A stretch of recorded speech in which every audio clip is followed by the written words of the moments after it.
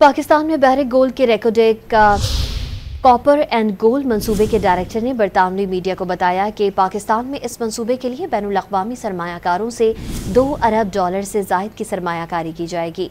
इस फंडिंग से रेकोडेक कान की तरक्की में मदद मिलेगी, जो दुनिया के सबसे बड़े तांबे और सोने के ज़खायर में से एक है, जिससे 70 अरब से $90 अरब मुनाफा हासिल होने की उम्मीद है।